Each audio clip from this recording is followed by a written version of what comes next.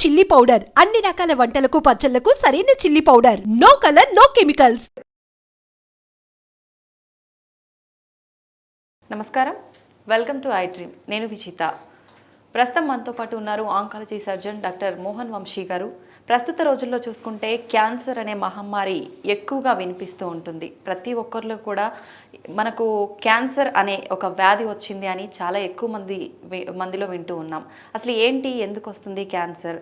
రెగ్యులర్గా మనకు చెప్తూ ఉంటారు, మనం వాడే ఆయిల్స్ వల్ల కానీ మన లైఫ్ స్టైల్ వల్ల కానీ కూడా క్యాన్సర్ వచ్చే అవకాశం ఉందని ఈ మధ్య కాలంలో వింటూ ఉన్నాం.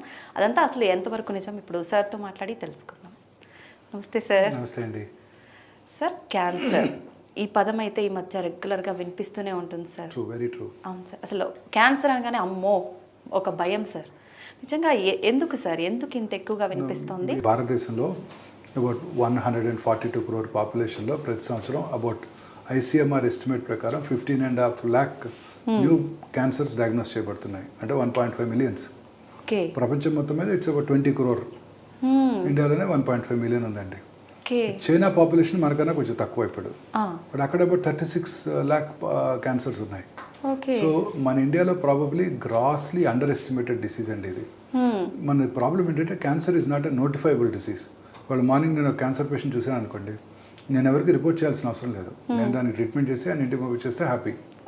అదే కరోనా కేసు చూసాం అనుకోండి, ఇమీడియట్గా మున్సిపల్ అథారిటీస్కి హెల్త్ పోర్టల్లోనూ అప్లోడ్ చేయాలి, అన్ని చేయాలి. సో అందువల్ల మన భారతదేశంలో సైంటిస్టులు, డాక్టర్లు బిలీవ్ చేసేదంటే క్యాన్సర్ ఇన్సిడెంట్స్ ఐసీఎంఆర్ వారి అంచనా 15.5 lakhs ఉంటే దానికి డబుల్ ఉంటుందని అనుకుంటున్నాం. ఓకే. ఎందుకంటే చాలా చోట్ల ఇంకా క్యాన్సర్ నోటిఫై చేయట్లేదు. ఏదో few city population based tumour రిజిస్ట్రీస్ని తీసుకొని దాన్ని బట్టి అంచనా వేస్తున్నారే తప్ప కరెక్ట్ అంచనాలు లేవు. సో ఈ అంచనాల ప్రకారం కూడా ప్రతి 9 మందిలో ఒకరు క్యాన్సర్ బారిన పడుతున్నారు ఇండియాలో. అంటే ఒక ఫ్యామిలీలో 9 మంది ఉంటే life time risk of one of them developing cancer. ఎందుకు సార్ అసలు రీజన్ ఏంటి? అంటే చాలా ఎక్కువైపోతుంది. ప్రతి 1,00,000 మందికి, ఉదాహరణకి అమీర్పేట్ పాపులేషన్ 1 lakh అనుకోండి, అందులో 107 మంది క్యాన్సర్ బారిన పడుతున్నారు. సో ప్రతి సంవత్సరం న్యూ కేసెస్. ఇట్లా ఇది అర్బన్ ఏరియాస్లో చాలా ఎక్కువగా ఉంటుంది. ఈ క్యాన్సర్ అవడానికి అనేక రకాలైన కారణాలు ఉన్నాయండి. అందులో మోస్ట్ ఇంపార్టెంట్ ఎన్విరాన్మెంటల్ ఫ్యాక్టర్స్, రెండోది జెనెటిక్ ఫ్యాక్టర్స్. జెనెటిక్ ఫ్యాక్టర్స్ చాలా తక్కువ రోల్ ప్లే చేస్తాయి. ఉదాహరణకి అంజలీనా జోలీ పేరు విన్నారా? Famous Hollywood movie heroine. వారి తల్లిగారికి ట్రిపుల్-నెగటివ్ బ్రెస్ట్ క్యాన్సర్ ఉందని వారు BRCA1, BRCA2 టెస్ట్ చేయించుకొని వారికి పాజిటివ్ ఉండటంతో వారికి 100% life time risk of developing breast cancer, 80% risk of developing ovarian cancer అని తెలుసుకొని ముందుగానే 2011లోనే 2 బ్రెస్ట్లు తీయించేసుకున్నారు, 2 ఓవరీలు తీయించేసుకున్నారు. అంటే ఆప్షన్ లేదా సార్? ఖచ్చితంగా వస్తుంది వారికి, 100% వస్తుంది. మన తెలుగు మూవీ హీరోయిన్ హంసానందిని గారు మొన్న మధ్య ఒక 2 years బ్యాక్ వారు అనౌన్స్ చేశారు వారికి కూడా ట్రిపుల్-నెగటివ్ బ్రెస్ట్ క్యాన్సర్, వారికి కూడా BRCA1 పాజిటివ్ ఉందని. సో ఈ BRCA1, BRCA2 అంటే hereditary breast ovarian cancer syndrome అంటారు. వీళ్ళకి బ్రెస్ట్ క్యాన్సర్, ఓవేరియన్ క్యాన్సర్ వచ్చే అవకాశాలు చాలా ఎక్కువగా ఉంటాయి. అలాగే వారి పిల్లలు కూడా ఉంటాయి, వారి అక్క చెల్లెలు కూడా రిస్క్ ఎక్కువగా ఉంటుంది. సో దానికి డెఫినెటివ్ ఇండికేషన్స్ ఉన్నాయి. ఈ టెస్ట్ ఇప్పుడు మనకి ఈజీగా మన భారతదేశంలో మన హాస్పిటల్లోనే సింపుల్ బ్లడ్ టెస్ట్ అంటే ఇది. బ్లడ్తోనే చెక్ చేసుకుని BRCA1 ఉందా లేదా తెలుసుకోవచ్చు. సిమ్టమ్స్ ఏం తెలియదా సార్? ఏముండవండి, సిమ్టమ్స్ ఏముండవు. అలాగే ఈ బ్రెస్ట్ క్యాన్సరే కాదండి, కొన్ని రకాల thyroid cancers, medullary thyroid carcinoma, దానికి రెట్ జీన్ అంటారు. అలాగే కొన్ని రకాల మల్టిపుల్ ఎండోక్రైన్ నియోప్లేసియాస్, లించ్ సిండ్రోమ్ అని ఒకటి ఉందండి, ఫెమిలియల్ ఎడినోమాటస్ నాన్ పాలిపోసిస్ కోలి అంటే వాళ్ళకు కూడా క్యాన్సర్ వచ్చే అవకాశాలు, మిగతా క్యాన్సర్లు వచ్చే అవకాశాలు కూడా ఎక్కువగా ఉంటాయి. తర్వాత కొంతమందికి ఫెమిలియల్ ఎడినోమాటస్ పాలిపోసిస్ కోలి అని ఉంది, FAP జీన్, వాళ్ళకి 30-40 ఏళ్ళకే మొత్తం కోలన్ అంతా కూడా క్యాన్సర్స్ వచ్చే అవకాశం ఉంటుంది. మొత్తం కోలనే తీసేయాలి వాళ్ళకి ప్రొఫైలాక్టిక్గా, ఆ FAP జీన్ ఉన్న వాళ్ళకి. ఇట్లా అనేక రకాల జెనెటిక్ మ్యుటేషన్స్ ఈ క్యాన్సర్ని కలగజేస్తాయి. ఇవే కాకుండా అసలు క్యాన్సరే జెనెటిక్ మ్యుటేషన్ వస్తుందని ఇప్పుడు సైంటిస్టులు ఖచ్చితంగా నిర్ధారించారు. ఇప్పుడు వాట్సన్ అండ్ క్రిక్ మన జన్యువుల్ని పూర్తిగా అనలైజ్ చేయడం జరిగింది, వారికి నోబెల్ ప్రైజ్ కూడా ఇచ్చారు. ఇప్పుడు మన బాడీలో ఉండే 22,000 ప్రోటాన్ కోడింగ్ జీన్స్లో ఒక 500 to 600 ఆంకోజీన్స్ అంటే క్యాన్సర్ కారక జన్యువుల్ని సైంటిస్టులు ఐడెంటిఫై చేశారు. ఈ జన్యువుల్లో వచ్చే మ్యుటేషన్ వారంగానే క్యాన్సర్ వస్తుంది, అది కూడా ఖచ్చితం. ఇప్పుడు ఏ క్యాన్సర్ వచ్చినా ఎవరికి వచ్చినా సరే వారికి వారి బ్లడ్ తీసుకొని అందులో ఉన్న సర్క్యులేటింగ్ ట్యూమర్ ఫ్రీ DNA తీసుకొని లేకపోతే ఆ ట్యూమర్ టిష్యూ తీసుకుని ఏ జెనెటిక్ మ్యూటేషన్ వల్ల క్యాన్సర్ వస్తుందో చెప్పేయచ్చు. ఓకే. ఆ మ్యూటేషన్కి టార్గెటింగ్ డ్రగ్స్ ఏమన్నా ఉంటే అవి కూడా ఇవ్వచ్చు. ఇప్పుడు లంగ్ క్యాన్సర్కి చాలా అందుబాటులో ఉన్నాయి. అవి అడ్వాన్స్ లంగ్ క్యాన్సర్ పేషెంట్స్ కూడా చాలా కాలం బ్రతుకుతున్నారు ఎడినోకార్సినోమాస్ జెనెటిక్ టెస్టింగ్ చేయించుకొని. సో ఈ జన్యుపరమైన మ్యూటేషన్స్ అనేది ఒక ఇంపార్టెంట్ కాజ్ ఫర్ క్యాన్సర్. జన్యుపరమైన మ్యూటేషన్ కనుక ఉన్నట్టయితే 12 ఏళ్ళ ఆడపిల్లకి లంగ్ క్యాన్సర్ రావచ్చు. అంటే ఏమి లేకుండా ఉండవు. సో ఇవి మనకు తెలియదు. సో ఆ జన్యుపరమైన కారణాలు ఏమీ లేకపోయినట్టు చాలా వాటి కారణాలు ఇంకా తెలియదు. ఇప్పుడు విన్స్టన్ చర్చిల్ లాగా 80 సంవత్సరాలు స్మోక్ చేసినా ఆయనకి లంగ్ క్యాన్సర్ రాలేదు. సో ఇలా ఈ 2 రకాలు ఇంపార్టెంటే. సో ఎన్విరాన్మెంటల్ ఫ్యాక్టర్స్ అనేవి ఇంకా ఇంపార్టెంట్. ఎన్విరాన్మెంటల్ ఫ్యాక్టర్స్ అంటే మీ అందరికీ తెలుసు. మొత్తం మన లైఫ్ స్టైల్ పూర్తిగా మారిపోయిందండి. మనం వీఆర్ ఫైటింగ్ విత్ నేచర్. మనం ప్రకృతితో ఫైట్ చేస్తున్నాం. అందువల్లే ఈ జబ్బులు విపరీతంగా పెరిగిపోతున్నాయి, రోజు రోజుకి పెరిగిపోతున్నాయి. WHO వాళ్ళు ఎస్టిమేట్ చేసేటంటే వాళ్ళ ICMR స్టాటిస్టిక్స్ ప్రకారమే 2040కి డబుల్ అయిపోతాయి. అంటే 30 లక్షలు అయిపోతాయి. అంటే యాక్చువల్గా 60 లక్షలు ఉంటాయి అన్నమాట. సో ఈ లైఫ్ స్టైల్ చేంజెస్ అంటే మనం రోజు చూస్తూనే ఉన్నాం కదండి. అర్బనైజేషన్. సో మనం మార్నింగ్ లేవటంతోనే సన్లైట్ లేదు, పొద్దున్నే సన్లైట్కి ఎక్స్పోజ్ అవ్వట్లేదు, air condition rooms, plastic toothbrush, synthetic toothpaste, plastic bucket, hot water in the plastic bucket, plastic water బాటిల్తో వాటర్ తాగటం, పొద్దున్నే లేవగానే ఆ సీరియల్స్ అవి ఉంటాయండి, దాంట్లో ప్రాసెస్డ్ ఫుడ్స్, అందులో పామ్ ఆయిల్ను ఈ అనేక రకాల ప్రిజర్వేటివ్స్ యాడ్ చేసి మన పిల్లలకు పెడుతున్నాము. మార్నింగ్ ఇడ్లీ తిన్నారనుకోండి, అది fermented carbohydrate. Actually carbohydrate is course carbohydrate ఎక్కువ మోతాదులో తినకూడదు, సరైన మోతాదులో తినాలి. బట్ ఇడ్లీ ఏమవుతుంది, ఫెర్మెంట్ చేస్తారు అంతే కదా, పిండిని ఫెర్మెంట్ చేసేసరికి ఆ సింపుల్ కార్బోహైడ్రేట్ కాంప్లెక్స్ కార్బోహైడ్రేట్ అయిపోతుంది. That is good for health. Okay. So ఇలాంటివి తింటాం మానేసి మనము ఈ సీరియల్స్ ఇలాంటివి తింటుంటే మరి అదే మీరు అనేక రకాల ఫుడ్ ఐటమ్స్, మన అన్ని ఫుడ్ ఐటమ్స్ కూడా కంటామినేటెడ్, పెస్టిసైడ్స్, ఫెర్టిలైజర్స్, ఇవన్నీ కూడాను మన క్యాన్సర్స్ కారణాలే. ఒక రకంగా పాయిజన్ అయిపోయినట్టు. మీరు కార్ ఎక్కుతారు మార్నింగ్ పొద్దున్నే 9 o'clockకి, మన ఆల్రెడీ 9 o'clockకి వింటర్లో కూడా మనకు వేడిగానే ఉంటుంది. ఆ కార్ లోపల ఉన్న ప్లాస్టిక్, దాని నుంచి వచ్చే గ్యాసెస్, ఎన్విరాన్మెంటల్ పొల్యూషను. మీరు ఎక్కడ ఆగకర్లా, పంజాగుట్ట సెంటర్లో కారు ఆగిపోతే ఒక 5 minutes రెడ్ లైట్ వలన మీరు 100 సిగరెట్లు తాగిన పొల్యూషన్ లోపలికి వెళ్ళిపోతుంది. సిగరెట్ తాగక్కర్లేదు, అంత పొల్యూషన్ ఉంటుంది. సో ఇలా లైఫ్ స్టైల్ పూర్తిగా మారిపోయిందండి. దీనివల్లే ఈ అన్ని రకాల క్యాన్సర్స్ వస్తున్నాయి. తినే ప్రాసెస్డ్ ఫుడ్స్, ఆ పిజ్జాలు, బర్గర్లు, packed cool drinks, tinned foods, అన్ని సాచురేటెడ్ ఫ్యాట్స్, ఇవన్నీ అనేక రకాలుగా వనస్పతి, అనేక రకాలైన కంటామినేటెడ్ ఆయిల్స్, ఇవన్నీ వాడి తయారు చేస్తున్న ఫుడ్స్ని మనం కన్జ్యూమ్ చేస్తున్నాం. హై కార్బోహైడ్రేట్స్, బిస్కెట్స్ అంటే ఏంటండి, చాలా హై హీట్లో దా కార్బోహైడ్రేట్ని పౌడర్ చేయటం, జస్ట్ మనకి పిండి పదార్థం రావటం. సో ఇవన్నీ కూడాను క్యాన్సర్ కారణాలండి. ఇవే కాకుండా నా మోస్ట్ ఇంపార్టెంట్ ఏంటంటే మన చేంజ్. ఇప్పుడేంటి, పగలు మనం పని చేసుకొని రాత్రి నిద్రపోవాలి కదా. ఇప్పుడు మార్నింగ్ నేను బంజారాస్ నుంచి వస్తుంటే, గచ్చిబౌలి వస్తుంటే 100 టాల్ టవర్స్, అవన్నీ వెల్ లిట్ టవర్స్, అందరు పనిచేస్తున్నారు అక్కడ, రాత్రంతా పనిచేస్తున్నారు. So this is against the natural rhythm. Natural రిథమ్ని సర్కేడియన్ రిథమ్ అంటాం. ఈ రిథమ్ని మనం బ్రేక్ చేస్తున్నాం. పగలు పడుకొని రాత్రి పని చేస్తున్నాం. చక్కగా రాత్రి 7:30-8 డిన్నర్ చేసేసి 9 పడుకుంటే లైట్లు ఆఫేసి పొద్దున్నే 2 గంటలకు అట్లా మెలటోనిన్ అనే హార్మోన్ ఉత్పత్తి అవుతుంది. ఈ హార్మోను యాంటీ క్యాన్సర్ ప్రాపర్టీస్ ఉంది. సో ఇది ఉత్పత్తి అవ్వదు. మీరు రాత్రిపూట పని చేయకర్లా, మీరు కూడా రాత్రి 11 దాకా పని చేసుకొని 9 దాకా 11 దాకా టీవీ చూసి 11 పడుకునే ముందు మీరు ఆ బ్లూ స్క్రీన్ మొబైల్ ఫోన్ చూస్తుంటారు, యూట్యూబ్ లేకపోతే వాట్సాప్ మెసేజ్లు చూసుకుంటూ వాటికి ఆన్సర్ చేస్తూ పడుకుంటే మెలటోనిన్ హార్మోన్ ఉత్పత్తి తగ్గిపోతుంది. సో క్యాన్సర్స్ వస్తుంటాయి. మరి ఆడవాళ్ళలో బ్రెస్ట్ క్యాన్సరు, కోలన్ క్యాన్సరు, తర్వాత లంగ్ క్యాన్సర్స్, ఇవన్నీ కూడా ఎక్కువ అవటానికి ఇదే కారణం. ఆ హార్మోన్ ఉత్పత్తి తగ్గిపోవటం, ఇవన్నీ కూడా ఇదే కారణం. సో యాక్చువల్లీ ఇన్ఫ్యాక్ట్ రాత్రిపూట లైట్ లేకుండా పడుకోవాలి. ఒకవేళ మీరు భయంగా ఉండి లైట్ వేసుకోవాలి, బెడ్ లైట్ ఉన్నా కూడా preferably red light is the best it seems.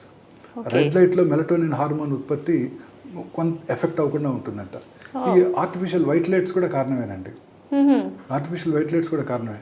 చూడండి, ప్రపంచంలో ఇండియాలో తప్ప ఎక్కడ ఉండవు ఈ వైట్ లైట్స్. మీరు ఎనీ 5-స్టార్ హోటల్కి వెళ్ళండి, ఎక్కడైనా చూసారా? ఇక్కడ కాదు, ఇండియాలో కదా, అబ్రాడ్లో కూడా ఎక్కడ చూడం. చిన్న లైటు, బెడ్ లైట్, పడుకోవడానికి బెడ్ మీద పడుకొని చదువుకోవడానికి ఒక లైటు, ఆఫీస్ టేబుల్ ఒకటి ఉంటే అక్కడ ఒక లైటు ఉంటుంది, అంతే. సో ఈ ఆర్టిఫిషియల్ లైట్స్ కూడా ఈ క్యాన్సర్కి కారణం అండి. సో ఐ పర్సనలీ బిలీవ్ ఒక 5 things are there in our life which are dangerous. First one is white rice. ఈ పాలిష్డ్ రైస్ అండి, just plain carbohydrate goes into our body. Just anything excess is dangerous. తగిన మోతాదులో ఉండాలి. పూర్వకాలంలో ఇవి తినేవాళ్ళు కాదు. దంపుడు బియ్యం, పార్బాయిల్ రైస్ తమిళనాడులోను కేరళలో తింటారు. మనకి తెలంగాణలో కూడా అనేక మొత్తం పార్బాయిల్డ్ మిల్స్ ఉన్నాయి. సో ఈ parboil rice is far superior. లేదా hand pound rice, single pound rice, ఇవన్నీ కూడా ఫార్ సుపీరియర్. రైసే తినాలి అనుకుంటే. మిల్లెట్స్ కూడా ఆఫ్ కోర్స్ వెరీ హెల్దీ, దీంతో పాటు తినగలిగితే. రైసే తినాలనుకుంటే this is far healthy food. In fact ఇడ్లీస్లో పార్బాయిల్ రైసే వాడతారు. They don't use white rice. So white rice, తర్వాత white sugar. Sugar is dangerous అండి. చాలా మంది అడుగుతుంటారు, క్యాన్సర్ వచ్చిన వాళ్ళు షుగర్ తినకూడదా డాక్టర్ గారు అని. నో, షుగర్ అందరూ తినచ్చు, తగిన మోతాదులో తినాలి, అంతే తప్ప షుగర్ ఎక్కువ తీసుకునే వాళ్ళలో అనేక రకాలైన మెటబాలిక్ ప్రాబ్లమ్స్, ఊబకాయము, డయాబెటీస్ అన్నీ వచ్చి వాళ్ళలో కూడా క్యాన్సర్ వచ్చే అవకాశాలు ఎక్కువగా ఉంటాయి. సో వైట్ షుగర్ ఇది my personal this thing. White rice, white sugar, white maida. Maida is the most dangerous substance. రోజు తినే, మన పిల్లలు తినేది, మీరు తినేది యంగ్స్టర్స్ మైదానే. మీరు తినే ప్రతి అదేంటి నాను, రోటీ, చిన్న చిన్న హోటల్స్లో అన్నింటిలోనూ మిల్లెట్స్తోనూ లేకపోతే వీటితోనూ రోటీ చేయరు మీకు. Maida is the cheapest. టేస్టీగా కూడా ఉంటుంది, మంచి కలర్ ఉంటుంది. Chole bhatura, bhatura is nothing but maida. ఈ మైదా వాడేటప్పుడు how do they do it? ఈ వీటిని వైట్ కలర్ పాలిష్ చేయడానికి అనేక రకాలైన గ్యాసెస్, కెమికల్స్ వాడతారు. ఆ కెమికల్స్ అన్ని పొటాషియం బ్రోమైడ్ అనేది వాడతారు. అది highly dangerous. That causes cancer. And that it's pure carbohydrate. Again carbohydrate intake ఎక్కువ అయిన కొలది ఊబకాయము, క్యాన్సర్. సో మీరు తినే ప్రతి పేస్ట్రీ, పటిసరీ, ప్రతి కేక్, ప్రతి ఐటము కూడాను మైదాతో తయారు చేసింది. సో వైట్ మైదా. తర్వాత white salt. White salt is equally dangerous. అనేక రకాలైన కార్డియాక్ ప్రాబ్లమ్స్ వాటికి దారితీస్తుంది. And last is white light. So ఈ 5 వైట్స్ని అవాయిడ్ చేయాలండి. చేస్తే హెల్తీగా ఉండొచ్చేమో. వైట్ సాల్ట్ ప్లేస్లో ఏ సాల్ట్ యూజ్ చేయొచ్చు? Rock salt. షుగర్ బదులు brown sugar, natural sugars, jaggery. Pink salt ఎక్కువగా ఈ మధ్య యూజ్ చేస్తున్నారు sir. Better. Pink salt is good. అనేక రకాలుగా మనం ఈ న్యాచురల్ ఫుడ్స్ని మానేసి ఇవి చేస్తుండేసరికి క్యాన్సర్స్ ఎక్కువైపోతున్నాయండి. తర్వాత ఇండస్ట్రియల్ పొల్యూషన్. బట్ అర్బన్ ఏరియాస్లో క్యాన్సర్ ఇన్సిడెన్స్ చాలా ఎక్కువ అండి. ఇండియాలో కూడా మీరు క్లాసికల్గా రూరల్ అర్బన్ డివైడ్ ఉందండి. 2022 స్టాటిస్టిక్స్ ప్రకారం ఈ రూరల్ ఏరియాస్లో వచ్చే క్యాన్సర్స్ తగ్గిపోతున్నాయి. 2010లో cervical cancer is the leading cancer. అవును సార్. ఇప్పుడు 2022లో 22 స్టాటిస్టిక్స్ మనకి ఇప్పుడు అందుబాటులో ఉన్నాయి. Breast cancer 2,24,000 new breast cancer patients per annum in India. అంటే ప్రతి 4 నిమిషాలకి ఒక స్త్రీ బ్రెస్ట్ క్యాన్సర్ బారిన పడుతున్నారు. ప్రతి 6 నిమిషాలకి ఒక స్త్రీ సర్వైకల్ క్యాన్సర్ వల్ల చనిపోతున్నారు. సో ఇమాజిన్ చేయండి the magnitude the problem. 2,50,000 gastrointestinal track cancers. ఇవి మనకు తెలిసినవి. తెలియనివి అన్రిపోర్టెడ్ కేసులు ఇది డబుల్ ఉంటుంది. సో ఇంకా అనేక రకాలుగా ఈ డైట్, ఈ హై ఫైబర్ తీసుకున్నారనుకోండి, అనేక రకాలైన క్యాన్సర్స్ వచ్చే అవకాశాలు తగ్గిపోతాయి. ఊబకాయం వచ్చే అవకాశాలు తగ్గిపోతాయి, ఒబిసిటీ, కోలన్ క్యాన్సర్ వచ్చే అవకాశాలు తగ్గిపోతాయి, బ్రెస్ట్ క్యాన్సర్ వచ్చే అవకాశాలు తగ్గిపోతాయి. You see, obesity is a very important risk factor. Breast, colon, అన్ని రకాల ఎండోమెట్రియం, యూట్రైన్ క్యాన్సర్, ఎండోమెట్రియం, ఇవన్నీ కూడా ఒబిసిటీలో ఎక్కువ ఉంటాయి. వీటన్నిటికీ అగైన్ కారణం diet. White sugar, white salt, white rice, ఇవే కారకం అన్నమాట. So high fibre, lots of greens, vegetables, fruits. Fruits కంటే లాట్ ఆఫ్ యాంటీ ఆక్సిడెంట్స్. ఇవన్నీ కూడా మనలో ఈ క్యాన్సర్ రాకుండా చేస్తాయి. ప్లెంటీ ఆఫ్ ఫ్రూట్స్ తీసుకోవాలి మనందరం కూడా. తర్వాత గ్రీన్స్, మీట్ తక్కువగా, red meat, okay especially this red meat అంటే మీకు తెలుసు కదా, ల్యాంబ్, బీఫ్, ఇవన్నీ కూడా రెడ్ మీట్. ఓకే ఇవి తక్కువగా తీసుకుంటూ తర్వాత white meat is little preferable. Okay అంటే fish and chicken, skinless chicken. Okay ప్రపంచంలో అత్యంత లాంగివిటీ ఉన్న కంట్రీస్ రెండు, స్పెయిన్, జపాన్. ఓకే స్పెయిన్ అంటే మెడిటరేనియన్ క్లైమేట్. ఆ climate is very good climate, the best climate in the world. అక్కడ చాలా రకరకాల ఫ్రూట్స్ దొరుకుతాయంట. ఓకే స్పానియర్డ్స్ బ్రతికినంత 90s అబౌవ్ 90 వాళ్ళ లాంగివిటీ.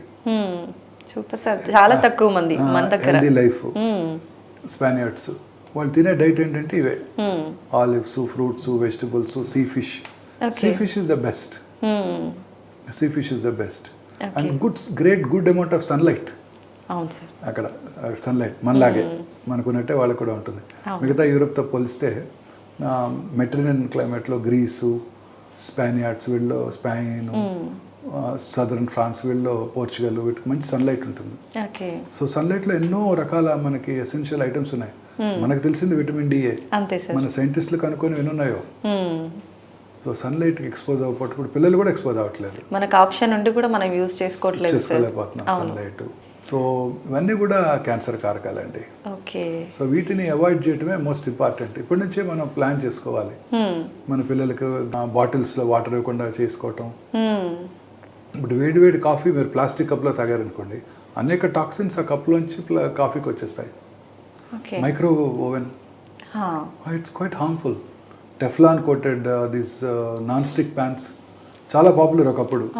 ఆయిల్ లేకుండా దోశ వేసుకోవచ్చు అని చెప్పి చాలా మంది వాడేవాళ్ళు. They are quite dangerous. ఏం యూజ్ చేయాలి సార్? న్యాచురల్ మన ప్యాన్స్ ఉంటాయి ఓల్డెన్ డేస్లో ఉండే అవి. ఈ టెఫ్లాన్ కోటెడ్ ప్యాన్స్ అన్ని కూడా చాలా డేంజరస్ అండి. నాకు కూడా తెలియదు చాలా కాలం వరకు. ఆయిల్ లేకుండా తినొచ్చు, బాగుంటుంది. ఆయిల్ హెల్త్ కి అంత మంచిది కాదు కాబట్టి ఇది ఆయిల్ తర్వాత అనేక రకాల ఈ రిఫైన్డ్ ఆయిల్స్ మీద కూడా చాలా ఉన్నాయి. మన మధ్య I went meet cardiologist. So ఆయన చెప్తున్నారు ఈ రిఫైన్డ్ ఆయిల్స్ కన్నా మన ఓన్ వేరుశెనగ నూనె, గానుగలో చేసిన కొబ్బరి నూనె ఫార్ బెటరు.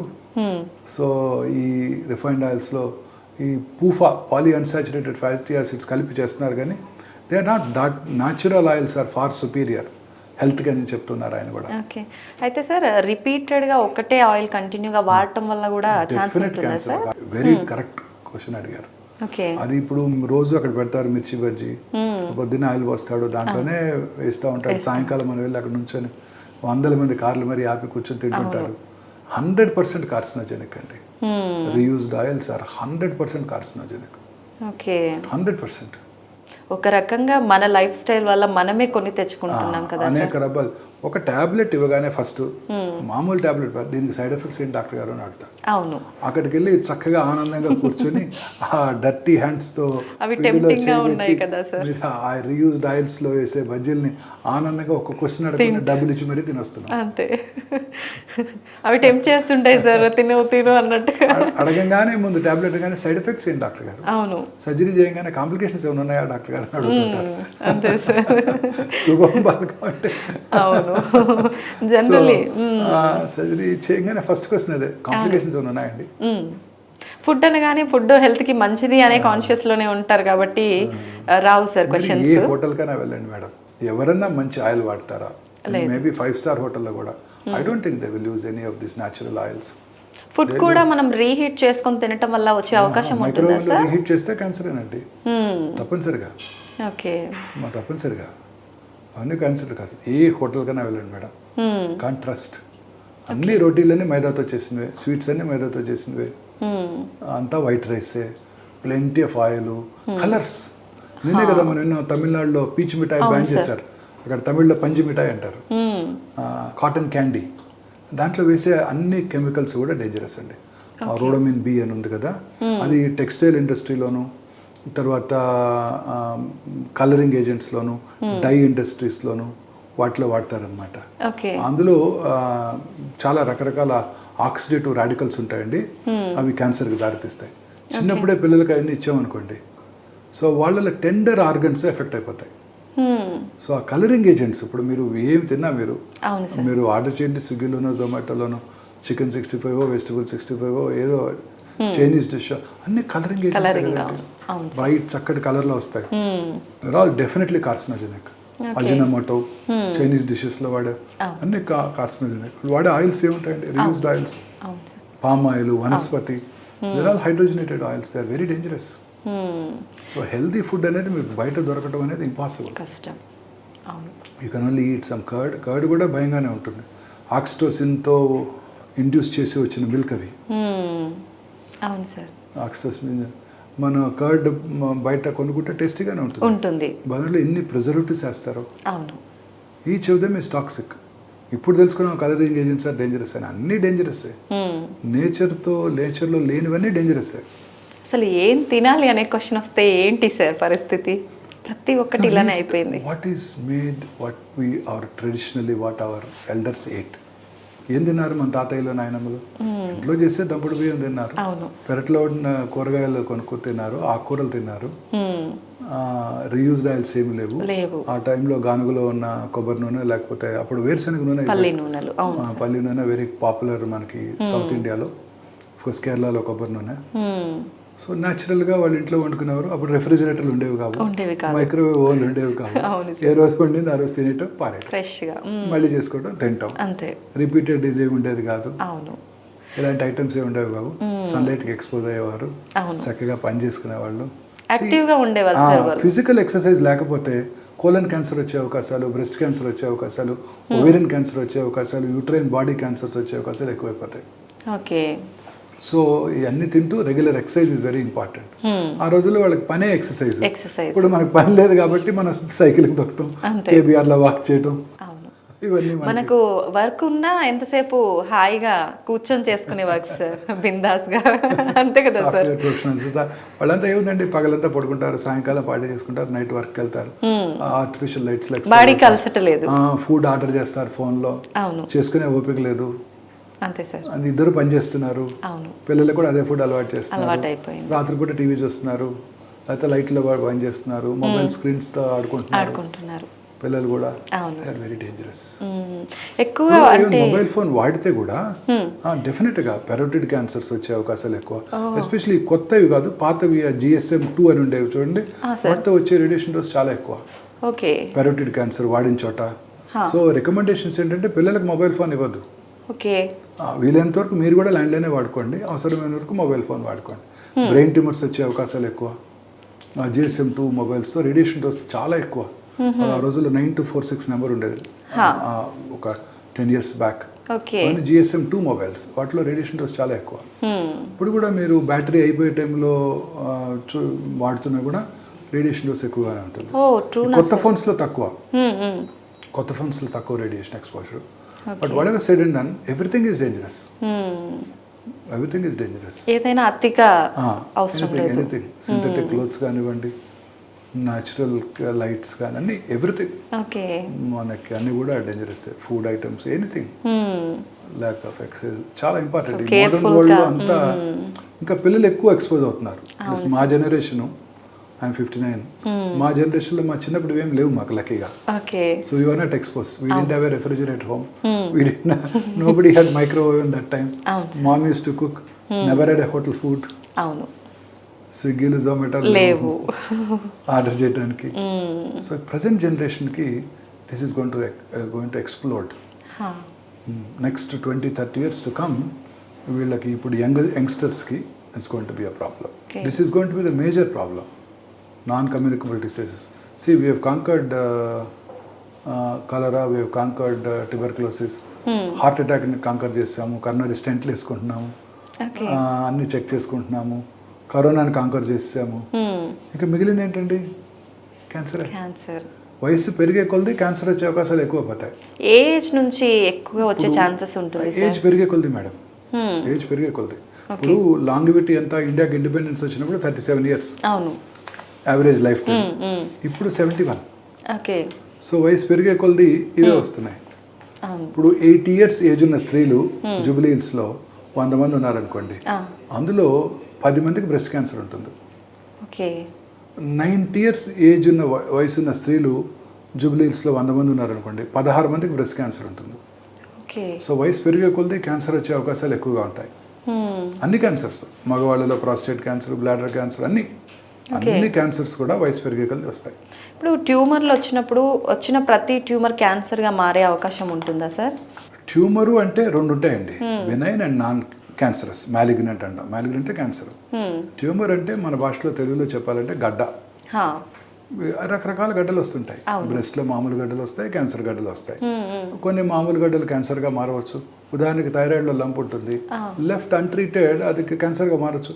చాలా మంది అంటారు నాకు చాలా కాలంగా ఉందండి, 30 ఏళ్ళుగా ఉంది, నాకేం హాని చేయలేదు. ఎస్, 30 ఏళ్ళుగా ఉంది, 30 ఏళ్ళతో అది క్యాన్సర్గానే మారుతుంది. ఏది ఉంచుకోకూడదు మన బాడీలో.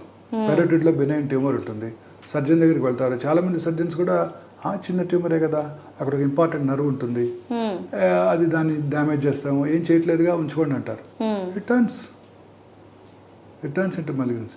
ఆర్డినరీ ఇన్నాక్యూస్ ఫైబ్రాయిడినోమా బ్రెస్ట్లో ఉందనుకోండి, ఫైబ్రాయిడినోమా పేరు వినే ఉంటారు కదా, చిన్నపిల్లల్లో వస్తుంటుంది, టీన్స్లో వస్తుంటుంది. Left untreated life time risk of developing into cancer, అంటే క్యాన్సర్ అయ్యే అవకాశాలు 2%. ఓకే. సో ఏది మనం ఉంచుకోకూడదు. 30 ఏళ్ళు దాటిన ఒక ఏ స్త్రీ కూడా బ్రెస్ట్లో లంప్ ఉంచుకోకూడదు, అన్లెస్ ప్రూవెన్ అదర్వైజ్. ఓకే. అలాగే పుట్టుమచ్చలు ఒకటి చాలా ఇంపార్టెంట్ వార్నింగ్ సిగ్నల్ ఏంటంటే, అవి కలర్ మారుతున్నా, సైజ్ ర్యాపిడ్గా పెరుగుతున్నా, అల్సరేట్ పుండు పడుతున్నా, ఫ్లేక్స్ అంటే పొరలుగా స్కిన్ ఊడిపోతున్నా, అలాగా బ్లీడింగ్ అని అయినా పుట్టుమచ్చలు అవి క్యాన్సర్గా మారుతున్నాయని సంకేతం అన్నమాట. ఓకే. ఎక్కడైనా సరే ఇలాంటి కేసెస్ చాలా కామన్గా చూస్తామండి. మెల్లమ్మ ఇస్ క్వైట్ కామన్. నేను వినటం ఫస్ట్ టైం. సౌత్ ఇండియాలో పుట్టుమచ్చల్లో క్యాన్సర్స్ చాలా కామన్ అండి. చాలా చిన్నవి ఉంటాయి. ఏలు నెయిల్ కింద చిన్న డాట్ ఉంటుంది, బ్రెయిన్కి వెళ్ళిపోద్ది. ఓకే. అవి కామన్, కాళ్ళలో వస్తుంటాయి. సో ఇవి కూడా ఎనీ మార్పు, మనలో వచ్చే ప్రతి మార్పుని అశ్రద్ధ చేయకూడదండి. నోట్లో పుండు కానివ్వండి, మానని పుండు, పెయిన్లెస్, అలాగే whitish patch, reddish patch, white red మిళితమైన ప్యాచెస్, ఎరుపు తెలుపు మిళితమైన ప్యాచెస్, ఎరిథ్రోప్లేకియా, లూకో ఎరిథ్రోప్లేకియా, ఇవన్నీ కూడా క్యాన్సర్ వస్తాయి, మారుతాయి. అంటే అందులో ఒక 20% క్యాన్సర్ ఉండొచ్చు. ఎనీ చేంజ్, చిగుళ్ళ నుంచి బ్లడ్ రావటం, లేదా నోట్లో ఏదైనా ఫారిన్ బాడీ ఉన్నట్టు అనిపించడం, నాలుగు భాగంలో క్యాన్సర్ ఉంటాయి, ఏదో ఫారిన్ బాడీ మింగినా అక్కడే ఉన్నట్టుగా ఉంటుంది. మాటలో స్పష్టత కోల్పోవటం, అందులో క్యాన్సర్ వచ్చినప్పుడు పుండు కనిపించకపోవచ్చు, లోపల ఉండొచ్చు. మాటలో స్పష్టత కోల్పోవటం, అది కూడా క్యాన్సర్ లక్షణాలే. హెడేక్ వస్తే డెఫినెటివ్ ఇండికేషన్. నడి వయసులో increasing headache, especially early morning headache. పొద్దున్న లేవగానే తలకాయ నొప్పితో లెగుస్తారు, లేదా తలనొప్పితో పొద్దున్నే లెగుస్తారు 5 4. సో అలాగే వార్నింగ్, ఇవన్నీ బ్రెయిన్ క్యాన్సర్కి వార్నింగ్ సిగ్నల్స్. ఇలా మన శరీరంలో వచ్చే ఎటువంటి మార్పుని, మలమూత్ర విసర్జన అలవాట్లో మార్పు రావటం, ఫుడ్ తీసుకోవడంలో ఇబ్బందిగా ఉండటం, కొంచెం ఫుడ్ తీసుకోగానే పొట్ట ఫుల్ అయినట్టు ఉండటం, బ్లీడింగ్ ఫ్రమ్ ఎనీవేర్, మోషన్లో బ్లడ్ పట్టడం, యూరిన్లో బ్లడ్ పట్టడం, నిప్పుల నుంచి బ్లడ్ డిశ్చార్జ్ రావటం, ఇంటర్మెన్స్ట్రల్ బ్లీడింగ్ అంటే పీరియడ్స్ కాని టైంలో బ్లడ్ రావటం, పోస్ట్ కాయిటల్ బ్లీడింగు, ఇలా అనేక రకాలుగా బ్లీడింగ్ ఎక్కడొచ్చినా సరే అశ్రద్ధ చేయకూడదు.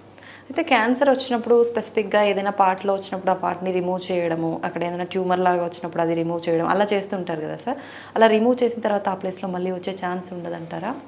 ఎస్, తప్పకుండా అండి. క్యాన్సర్ అనేది అంత సింపుల్ కాదు. క్యాన్సర్ అంటే ఏమిటి?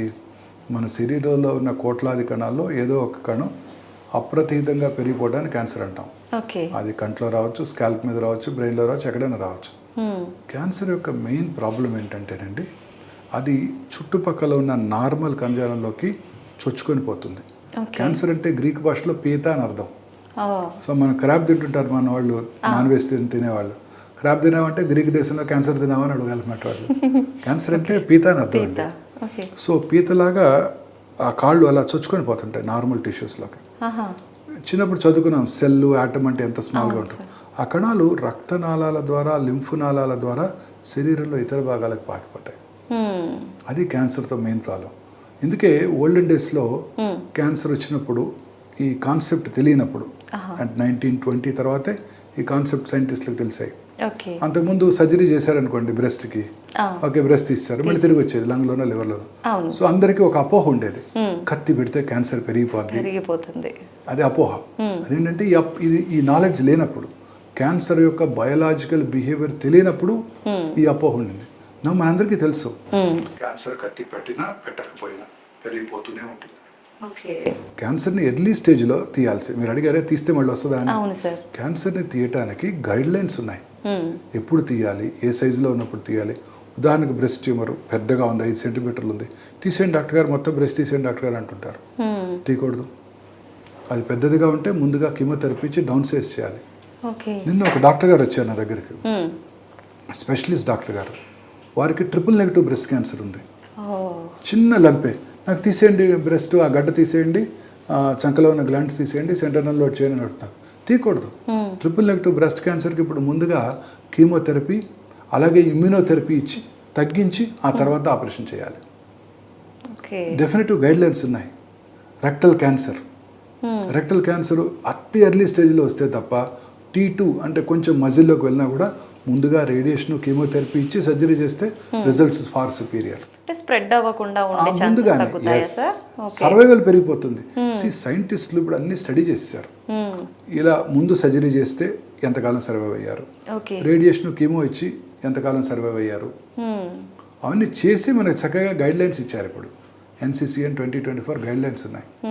ట్రిపుల్-నెగటివ్ బ్రెస్ట్ క్యాన్సర్ అయితే సర్జరీ చేయొద్దు, HER2 రిసెప్టార్ పాజిటివ్ ఉంటే సర్జరీ చేయొద్దు, కీమోథెరపీ టార్గెటెడ్ థెరపీ ముందు ఇచ్చి తగ్గించి చేయండి. Oesophageal cancer however early it is, దానికి ఒక క్లినికల్ ట్రయల్ ఉంది. ఆ క్లినికల్ ట్రయల్లో ఏంటంటే ముందుగా కీమో రేడియేషన్ ఇచ్చి తర్వాత 4 to 6 weeks తర్వాత సర్జరీ చేస్తే క్యూర్ అయ్యే అవకాశాలు ఎక్కువ ఉంటాయి. దాన్ని క్రాస్ క్లినికల్ ట్రయల్ అంటారు. టోటల్ క్యూర్ ఉంటుందా సార్? టోటల్ క్యూర్ అవుతాయి ఎర్లీ స్టేజెస్లో. 100 చెప్పలేము, ఏ క్యాన్సర్ కూడా గుడ్ ఛాన్స్ అర్లీగా గుర్తిస్తే. సో అందుకని ఇప్పుడు క్యాన్సర్కి గైడ్ లైన్స్ ఉన్నాయి, మనం అవి ఫాలో అయిపోవాలి. ట్యూమర్ ఉంది తీసేయండి అనకూడదు. ఓవేరియన్ క్యాన్సర్ అర్లీ స్టేజ్లో ఉంటే సర్జరీ చేస్తాం, లేట్ స్టేజ్లో ఉంటే కీమోథెరపీ ఇచ్చి తగ్గించి అప్పుడు ఆపరేషన్ చేస్తాం. అట్లా అన్నిటికీ గైడ్ లైన్స్ ఉన్నాయి. 2+2 అంటే 4 అమెరికాలో అయినా, ఇండియాలో అయినా, ఆఫ్రికాలో అయినా. అట్లనే క్యాన్సర్ కూడా అంతే. ఈ గైడ్ లైన్స్ ఫాలో అయిపోతే వీఆర్ సేఫ్. సో అంతే తప్ప ప్రతి క్యాన్సర్ పేషెంట్ని సర్జరీ చేసేయాలి ముందు. చాలా మంది అడుగుతుంటారు, డాక్టర్ గారు ఇవాళ క్యాన్సర్ డయాగ్నోస్ చేశారు రేపు తీసేస్తారంటే. నో, ముందు చెక్ చేసుకోవాలి ఆపరేషన్ చేసే స్టేజ్లో ఉందా లేదా, ఎస్పెషలీ బ్రెస్ట్ క్యాన్సర్. ఇవన్నీ చూసుకొని ట్రిపుల్-నెగటివ్ అయితే ముందు కీమోథెరపీ ఇమ్యూనోథెరపీ ఇచ్చి తగ్గించి, లేదా ఓన్లీ కీమోథెరపీ ఇచ్చి తగ్గించి అప్పుడు సర్జరీ చేయాలి. సో అన్నిటికీ కూడా గైడ్ లైన్స్ ఉన్నాయి. ఇప్పుడు ఆ గైడ్ లైన్స్ ఫాలో అయిపోవాలన్నమాట. ఫాలో అయిపోతే we are safe. Order of treatment కూడా ముందు సర్జరీ చేయాలా, లేకపోతే కీమో రేడియేషన్ ఇచ్చి సర్జరీ చేయాలా, అయిపోయిన తర్వాత అడ్జువెంట్ ట్రీట్మెంట్ ఎవరికి చేయాలి, పోస్ట్ ఆపరేటివ్ పెథాలజీ రిపోర్ట్ని బట్టి treatment is defined and designed. అలా చేస్తే మంచి రిజల్ట్స్ ఉంటాయి, ఆప్టిమల్ రిజల్ట్స్ ఉంటాయి. కానీ ఒకటి మాత్రం ఏంటంటే క్యాన్సర్లో మా ఒక సీనియర్ సర్జన్ చెప్పారు, the unpredictable biological behaviour of the tumour makes the most predictable treatment unpredictable.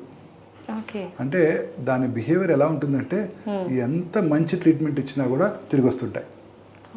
So ఇది it's going to be a very complex problem. అర్లీగా ఉంది క్యాన్సర్, ఎండోమెట్రియల్ క్యాన్సరు, సర్జరీ చేసాము, రేడియేషన్ కూడా ఇచ్చాము అతి జాగ్రత్తగా, 3 నెలల్లోనూ 6 నెలల్లో తిరిగి వస్తుంది. సో ఎండోమెట్రియం ఎస్పెషల్లీ అంటే గర్భసంచి బాడీ క్యాన్సర్స్. సో సైంటిస్టులు ఇప్పుడు వాటికి ఒక ప్రొగ్నాస్టిక్ ఫ్యాక్టర్స్ ఇందాక చెప్పాను చూసారా, జెనెటిక్ మ్యూటేషన్ ఐడెంటిఫై చేశారు. సో ప్రతి ఎండోమెట్రియల్ క్యాన్సర్కి పేషెంట్ కూడా ఇప్పుడు జెనెటిక్ మ్యూటేషన్ స్టడీస్ చేస్తున్నాం. చేసి ఎవరికి ఇది బాగుంటుంది, ఎవరికి తిరిగి వస్తుందో కూడా చెప్పగలుగుతున్నాం. సో ఫ్యూచర్ ఆఫ్ ఆంకాలజీ అంతా ఇలానే ఉండబోతుంది. సో ఇప్పుడు అన్ని చోట్ల breast oncologist, gynaec oncologist, GA oncologist, uro ఆంకాలజిస్టులు ఉన్నారు. గచ్చిబౌలిలో జిఏ ఆంకాలజిస్టు, బంజారాస్లో యూరో ఆంకాలజిస్టు ఉన్నారు. ఫ్యూచర్లో ఎలా ఉండబోతుందంటేనండి, ఇదంతా కూడా ఆర్గన్ బేస్డ్ క్యాన్సర్ ట్రీట్మెంట్ ఉండదు, genetic mutation based cancer treatment ఉంటుంది. అంటే HER2 ఆంకాలజిస్ట్, EGFR ఆంకాలజిస్ట్, అలా ఉండబోతుంది ఫ్యూచర్ అంతా. ఏ క్యాన్సర్ అయినా కూడా జెనెటిక్ మ్యూటేషన్ టెస్ట్ చేసుకొని ఆ మ్యూటేషన్ ఎవరికి పాజిటివ్ ఉంటే ఆ ట్రీట్మెంట్ ఇస్తారు ముందుగానే. ఫ్యూచర్ ఆఫ్ ఆంకాలజీ ఇలా ఉండబోతుంది. Surgical oncologist will be out of work. నేను already the verge of retirement, 5 ఏళ్ళు పనిచేస్తాను. నెక్స్ట్ జనరేషన్ వాళ్ళకి ఇబ్బంది. అంత ఫ్యూచర్ ఆఫ్ ఆంకాలజీ అంతా కూడా మెడికల్ ఆంకాలజీ. ఒక పేషెంట్ హాస్పిటల్కి వస్తే ఒక 10 ml బ్లడ్ డ్రా చేసి పేషెంట్ నుంచి అందులో సర్క్యులేటింగ్ ట్యూమర్ సెల్స్ని ఐడెంటిఫై చేస్తున్నారు. సర్క్యులేటింగ్ ట్యూమర్ సెల్స్ అంటే క్యాన్సర్ కణాలు దాంట్లోకి వెళ్ళిపోతాయి, రక్తంలోకి వెళ్ళిపోతాయి. బ్లడ్లో మీకు తెలుసు white cells, red cells, platelets ఉన్నాయి. దాంతోపాటు థౌజండ్స్ ఆఫ్ వైట్ సెల్స్, అదే millions of red blood cells, billions of platelets, దాంతోపాటు 5 నుంచి 10 సర్క్యులేటింగ్ ట్యూమర్ సెల్స్ ఉంటాయి. వాటిని ఐడెంటిఫై చేసే టెక్నాలజీ ఇప్పుడు మనకు అందుబాటులో వచ్చింది. వచ్చేసింది. ఇప్పుడు మీరు ఎవరైనా పేషెంట్ వచ్చి క్యాన్సర్ ఉందా అంటే 10 ml బ్లడ్ తీసుకొని లిక్విడ్ బయాప్సీ చేస్తే దాన్ని లిక్విడ్ బయాప్సీ అంటారు. చేస్తే క్యాన్సర్ ఉందో లేదో చెప్పేయచ్చు. సర్క్యులేటింగ్ ట్యూమర్ సెల్స్, ఆ ట్యూమర్ సెల్స్ని ల్యాబ్లో గ్రో చేసి ఏ రకమైన యాంటీ క్యాన్సర్ డ్రగ్కి లొంగుతుందో కూడా చెప్పొచ్చు. దీన్ని ఆంకోనామిక్స్ అంటారు. అంటే లేడీస్లో, యంగ్ లేడీస్లో, మ్యారీడ్ లేడీస్లో urinary infection is very common, మీరు వినే ఉంటారు. ఏం చేస్తారు, యూరిన్ తీసుకెళ్ళి కల్చర్కి ఇస్తారు, ఏ ఆర్గానిజం గ్రో అవుతుందో చూస్తారు, దేనికి లొంగుతుందో తెలుసుకుంటారు, యాంటీబయాటిక్ వేసుకుంటారు. అలా ఈ సర్క్యులేటింగ్ ట్యూమర్ సెల్స్ని మనం ల్యాబ్లో గ్రో చేసి దేనికి లొంగుతుందో, యాంటీ క్యాన్సర్ డ్రగ్కి దేనికి లొంగుతుందో కూడా చెప్పే టైం వచ్చేసింది. ఇప్పుడు టెక్నాలజీ చాలా మారిపోయింది. అలాగే అదే బ్లడ్లో ఇందాక నేను చెప్పాను సర్క్యులేటింగ్ ట్యూమర్ ఫ్రీ డిఎన్ఏ ఉంటుంది. ఆ ట్యూమర్ ఫ్రీ డిఎన్ఏని తీసుకొని NGS నెక్స్ట్ జనరేషన్ సీక్వెన్సింగ్ చేసి ఏ జెనెటిక్ మ్యూటేషన్ వల్ల క్యాన్సర్ వచ్చిందో తెలుసుకొని దాన్ని టార్గెట్ చేసే మ్యూటేషన్, టార్గెట్ చేసే డ్రగ్, దాన్ని డ్రగబుల్ మ్యూటేషన్ అంటారు. ఆ డ్రగ్ కూడా ఇస్తే క్యాన్సర్కి యూజ్ చేసేయచ్చు. అంటే బయాప్సీ కూడా చేయాల్సిన అవసరం లేదు సర్జన్కి.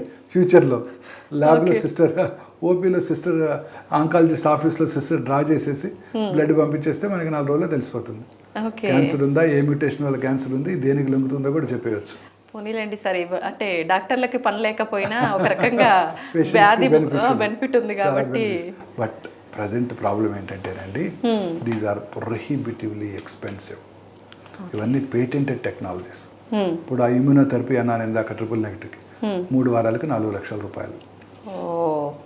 ఈ ఆంకోనామిక్స్ టెస్టింగ్ అని చెప్పాను, ట్యూమర్ని గ్రో చేసి ల్యాబ్లో ఎంత అవుతుంది, 3.5 లక్షల రూపాయలు. NGS టెస్టింగ్ ఫౌండేషన్ 1 3.5 లక్షల రూపాయలు. The problem is they are all patented technologies. So వాటిని ఇంటలెక్చువల్ ప్రాపర్టీ రైట్స్ని మనం రెస్పెక్ట్ చేయాలి. We have to respect intellectual property rights. దానివల్ల మనకి ఇవన్నీ ప్రొహిబిటివ్లీ ఎక్స్పెన్సివ్. ఇప్పుడు అన్నీ కూడా ఎక్స్పెన్సివ్ అండి. ఇప్పుడు రేడియేషన్ మెషిన్, రేడియేషన్ డెలివరీ చేసే మెషిన్ ఇండియాలో తయారవ్వట్లేదు. ఎక్కడ ఒకటేదో కంపెనీ ట్రై చేస్తుంది, సక్సెస్ అవుతున్నారు, ఒక్కటే కొన్నారు ఇండియాలో దాన్ని ఇప్పటికీ. సో ఇవన్నీ ఇంపోర్ట్ చేసుకుంటున్నాం. ఇండియన్ కస్టమ్స్ ఎంతండి, 31%. అంటే ₹1,00,00,000 పెట్టి మెషిన్ తెప్పిస్తే 31 లక్షలు ట్యాక్స్ కట్టాలి. మెషిన్ 30 కోట్లు 40 కోట్లు ఉంటుంది, ట్యాక్స్ ఎంత అవుతుంది చూడండి. ఇవన్నీ పేషెంట్స్ మీదే పడతాయి కదా భారం. ఇండియాలో తయారవని టెక్నాలజీస్ కన్నా ఎగ్జామ్షన్ ఇవ్వాలి కదా.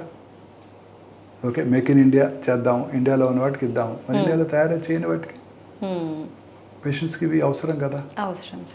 ప్రతి PET-MR అనే మెషిన్ ఇన్స్టాల్ చేసాం, డిజిటల్ PET-MR. 31 crores మెషిన్, దానికి మళ్ళీ 31% ట్యాక్స్. వాటికి యాన్యువల్ మెయింటెనెన్స్ కాంట్రాక్టే కోట్లలో ఉంటుంది. యాన్యువల్ మెయింటెనెన్స్ కాంట్రాక్ట్ మనం ఏం చేయడానికి కూడా మన ఇండియాలో ఏం తయారవవు కదా. మెడిసిన్స్ కూడా అంతేనండి. Immunotherapy, monoclonal antibodies are prohibitively expensive. Generics అంటారు, వాళ్ళు వాడతారా జెనరిక్స్? మన్మోహన్ సింగ్ గారు రోజు మాట్లాడేవారు జెనరిక్ మెడిసిన్సే వాడుకోండి అని పార్లమెంట్లో.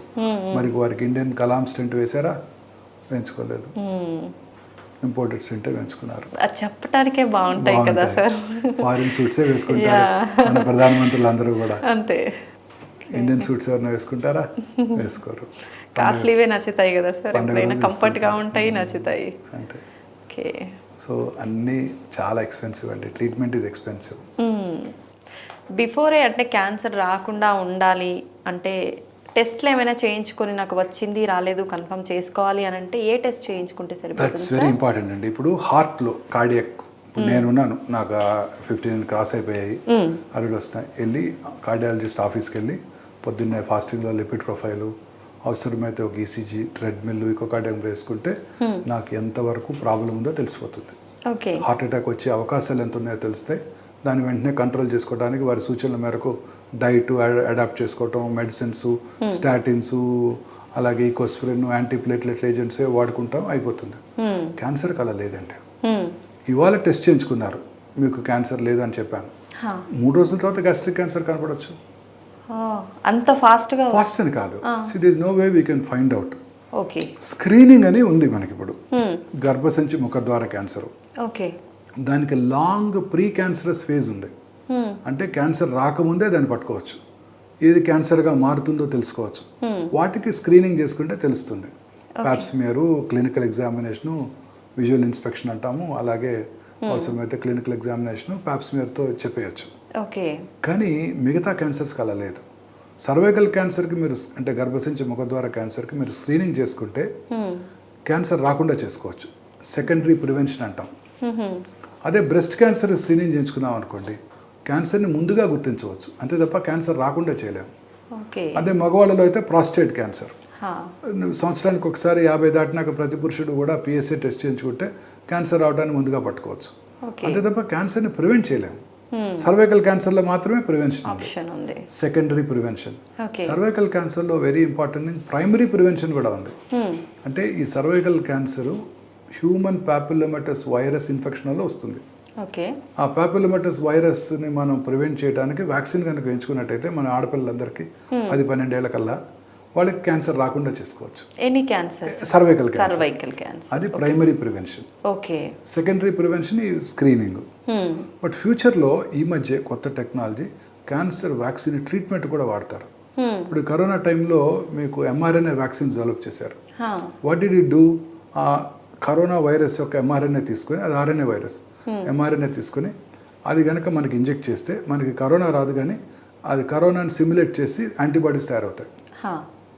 అవును సార్. అదే అలా క్యాన్సర్ కూడా యాంటీజెన్స్ని తీసుకొని వాటికి యాంటీబాడీస్ని ప్రమోట్ చేయడానికి ఆ RNA మనకిచ్చే ఆ వ్యాక్సిన్ క్యాన్సర్ కలగజేయదు, బట్ క్యాన్సర్ని మిమిక్ చేస్తూ మనలో ఇమ్యూనిటీని పెంచుతుంది. ఇది ఫ్యూచర్ ఆఫ్ ఆంకాలజీ. ఇదే కాదు, ఇప్పుడు ఇమ్యూనోథెరపీ అని వచ్చింది. ఇమ్యూనోథెరపీ అంటే ఏంటండి? మనలో యాంటీబాడీస్తో పాటు టీ సెల్స్ అని ఉంటాయి. T cells are killer cells. ఈ కిల్లర్ సెల్స్ ఫారిన్ బాడీ ఏదొచ్చినా కిల్ చేసేస్తాయి. కరోనా వైరస్ కానివ్వండి, క్యాన్సర్ సెల్ కానివ్వండి, మీరు కొంతమంది ట్రాన్స్ప్లాంట్ చేయించుకుంటారు, కిడ్నీ ట్రాన్స్ప్లాంట్. ఆ ట్రాన్స్ప్లాంటెడ్ కిడ్నీని కూడా బయటకు పుష్ చేస్తుంది. ఫారిన్ బాడీ ఏదున్నా కూడా మన కిల్లర్ సెల్స్ ఇన్ఫ్లమేషన్ మౌంట్ చేసి వాటిని చంపేస్తాయి. Very interesting. ఈ క్యాన్సర్ సెల్స్ ఎంత స్మార్ట్ అంటే ఆ ఇమ్యూనిటీని మాస్క్ చేస్తాయి, అంటే బ్లాక్ చేస్తాయి. సో ఇప్పుడు వచ్చే ఇందాక నా ఇమ్యూనోథెరపీ అని, ఇమ్యూనోథెరపీ ఏం చేస్తుందంటే ఆ ఇమ్యూనిటీని బ్లాక్ చేయకుండా చూస్తుంది, అన్మాస్క్ చేస్తుంది, మాస్క్ చేయకుండా చూస్తుంది అనమాట. అప్పుడు మన killer cells become active and go and kill the cancer. This is the future of oncology, immunotherapy. Very important. Sir, మనము ఇందాక ఫుడ్ గురించి మాట్లాడుకున్నాం కదా, ఏ ఫుడ్ తీసుకుంటే క్యాన్సర్ వచ్చే ఛాన్సెస్ ఎక్కువగా ఉంటాయని. అయితే వాటర్ కూడా మనం ఎక్కువగా వాటర్ ప్యూరిఫైయర్లు, ఫిల్టర్లు ఇవి వాడుతున్నాం కదా సార్, వాటి ద్వారా కూడా వచ్చే ఛాన్స్ ఏమైనా ఉంటుందా? No, anything which is not natural is not good అండి. సో వాటర్ కంటామినేట్ అయిపోయింది, అన్ని చోట్ల కూడా అనేక రకాలుగా కంటామినేట్ అవుతుంది. సో అందువల్ల ఈ కంటామినేట్స్ వల్ల క్యాన్సర్స్ వస్తాయి. అనేక రకాలైన ప్లాస్టిక్స్ మనం నదుల్లో పారేస్తున్నాము, అన్ని చోట్ల అవే ఉంటున్నాయి ప్లాస్టిక్స్. అవి ఏ రకమైన సబ్స్టెన్సెస్ని ప్రొడ్యూస్ చేస్తాయో మనకు తెలియదు. రోజు చూస్తున్నాం కదా, ఎంటైర్ మన సీ, అన్ని మహాసముద్రాల్లో కూడా, ఓషన్స్లో కూడా ఈ ప్లాస్టిక్స్ వల్ల చాలా దెబ్బతింటున్నాయి, కలుషితమైపోతున్నాయి. So anything contaminated water is also dangerous. Okay sir, cervical cancer గురించి మాట్లాడుకున్నాం కదా మనం ఇందాక. వచ్చే ముందు మనకి సిమ్టమ్స్ ఏమైనా తెలుస్తాయా సార్? డెఫినెట్గా మేడం, వార్నింగ్ సిగ్నల్స్ ఉంటాయి. ఇంటర్మెన్స్ట్రల్ బ్లీడింగ్, పీరియడ్స్ కాని టైంలో బ్లీడింగ్ రావటం, వైట్ డిశ్చార్జ్ ఉండటం, పుండు నుంచి కారే ద్రవాలు వైట్గా ఉంటాయి, అవి ఇన్ఫెక్ట్ అవుతాయి. It's a dirty area for men and women. Infect అయినప్పుడు స్మెల్తో, అంటే అల్సర్ ఎప్పుడు ఇన్ఫెక్ట్ అవుతుంది, స్మెల్తో కూడిన డిశ్చార్జ్ రావటము, ఎల్లోయిష్ డిశ్చార్జ్ రావటము, దాంట్లో కొంచెం బ్లడీ డిశ్చార్జ్ రావటము, పోస్ట్ కార్టల్ బ్లీడింగ్, బర్త్తో చేరిన తర్వాత బ్లీడింగ్ అవటం, తర్వాత లో grade abdominal pain, lower abdominal pain, back pain, ఇవన్నీ ఉంటుంటాయండి బాగా అడ్వాన్స్ స్టేజెస్లో. సిమ్టమ్స్ అన్ని క్యాన్సర్స్కి ఇలానే సిమ్టమ్స్ ఎక్కువగా ఉండవు, పెయిన్ఫుల్గా ఏమి ఉండవు, అందుకే అందరూ అశ్రద్ధ చేస్తారు. Cervical cancer is no exception, అందుకే అందరూ లేట్గా వస్తుంటారు. చాలా వరకు ఏ క్యాన్సర్ అయినా లాస్ట్ స్టేజ్లో ఉన్నప్పుడు బయటపడుతుంది, అప్పటి వరకు చాలా బాగుంటారు, ఏ ప్రాబ్లం లేదు అని అంటుంటారు కదా సార్. Very correct. పేషెంట్ వస్తారు ఓపీకి, ఆ పేషెంట్ బయట కూర్చోబెట్టి 4th స్టేజ్ క్యాన్సర్ అనగానే అదేంటండి సిమ్టమ్సే లేవు, 2 నెలల నుంచే కడుపులో నొప్పి అంటున్నారు, మీరేంటి 2 నెలల్లోనే లాస్ట్ స్టేజ్ అంటున్నారు అంటారు. Cancer is a silent killer most often. స్లోగా పెరుగుతుంటుంది, ఎటువంటి సిమ్టమ్స్ కలగజేయదు, శరీరంలో ఇతర భాగాలకు పాకాక తెలుస్తుంది. చిన్న చిన్నవి ఉంటాయి సిమ్టమ్స్, కొంచెం అశ్రద్ధ చేస్తుంటాం, రొటీన్గా ఉండే సిమ్టమ్సే అశ్రద్ధ చేస్తుంటాం, దాంతో క్యాన్సర్ లేట్ స్టేజ్లోనే డయాగ్నోస్ చేయడం జరుగుతుంది చాలా వరకు. ఓకే, అంటే మనం బాడీలో ఇమ్యూనిటీ కరెక్ట్గా ఉండేటట్టుగా చూసుకుంటే క్యాన్సర్ వచ్చే అవకాశం తక్కువగా ఉంటుందంటారా sir? Sure, 100%. Okay, I totally agree with you. మన ఇమ్యూనిటీయే మోస్ట్ ఇంపార్టెంట్. క్యాన్సర్ కానివ్వండి, కరోనా కానివ్వండి, ఏదైనా కూడా మనం ఇమ్యూనిటీ స్ట్రాంగ్గా ఉంటే ఏవి రావు. ఇమ్యూనిటీ స్ట్రాంగ్గా ఉండాలంటే మనసు ప్రశాంతంగా ఉండాలి, మానసిక ఆందోళన ఉండకూడదు, సంతోషం సగం బలం, హ్యాపీగా ఉండాలి. హ్యాపీగా ఉంటే ఏ జబ్బు రాదు. చాలామంది క్యాన్సర్ పేషెంట్స్లో నేను అబ్జర్వ్ చేశాను, బాగున్నారు 5 ఏళ్ళు 10 ఏళ్ళు, ఆ తర్వాత క్యాన్సర్ తిరగబెట్టింది. ఏంటో అని చూస్తే వాళ్ళ ఇమ్యూనిటీ తగ్గే మానసిక ఆందోళన. ఒకళ్ళ కొడుకు కూతురు డివోర్సు, ఒకళ్ళకేమో హస్బెండ్ చనిపోవటం, ఒకళ్ళకి ఇంకేదో మేజర్ లాస్, ఫినాన్షియల్ లాస్, వాటిలో మానసిక ఆందోళన నుండి అప్పటి వరకు తిరగబెట్టని 10 ఏళ్ళైనా తిరగబెట్టని క్యాన్సర్ 10 ఏళ్ళ తర్వాత తిరగబెడుతుంది. ఓకే, సో మానసికంగా ప్రశాంతంగా ఉంటే క్యాన్సర్ రాకుండా చేసుకోవచ్చు, క్యాన్సర్ వచ్చినా కూడా క్యూర్ చేసుకోవచ్చు. ఓకే, అండ్ మానసికంగా ప్రశాంతంగా లేకపోతే అర్లీ స్టేజ్లో క్యాన్సర్ని క్యూర్ చేసుకున్నా తిరగబెట్టవచ్చు. సో అన్నిటికన్నా ఇంపార్టెంట్ క్యాన్సర్కి నా ఉద్దేశం, క్యాన్సర్ కాదు, మన హ్యూమన్ వెల్బీయింగ్కి, కార్డియాక్ ప్రాబ్లం కానివ్వండి, షుగర్ కానివ్వండి, ఆస్తమా కానివ్వండి, లేకపోతే అనేక రకాలైన ఇన్ఫెక్షన్స్ కానివ్వండి, క్యాన్సర్ కూడా కానివ్వండి, అన్ని రకాల జబ్బులకి మీరు అన్నట్టు మన ఇమ్యూనిటీ బాగుంటే ఏవి రావు. మన ఇమ్యూనిటీ బాగుండాలంటే మనకి మంచి ప్రశాంతంగా, హ్యాపీగా నవ్వుతూ, సంతోషంగా, మంచి ఆహారం తీసుకుంటూ, ఫ్రూట్స్ వెజిటబుల్స్ అయినా ఎక్కువగా తీసుకుంటూ, రెగ్యులర్గా ఎక్సర్సైజ్ చేస్తూ, రెడ్ మీట్కి అసలు దూరంగా ఉంటూ, అలాగే దురలవాట్లు టొబాకోకి, ఆల్కహాల్కి దూరంగా ఉంటూ, రెగ్యులర్గా ఎక్సర్సైజ్ చేస్తూ, లీన్ బాడీ మాస్ మెయింటైన్ చేసినట్టయితే క్యాన్సర్ నుంచే కాదు అన్ని రకాల జబ్బుల నుంచి కూడా దూరంగా ఉండొచ్చు. Super sir. నిజంగా క్యాన్సర్ అనగానే చాలా అపోహలు, భయాలు చాలా ఉన్నాయి సార్, చాలా క్లియర్గా అవన్నీ ఎక్స్ప్లెయిన్ చేశారు sir. Thank you very much sir. Thank you madam.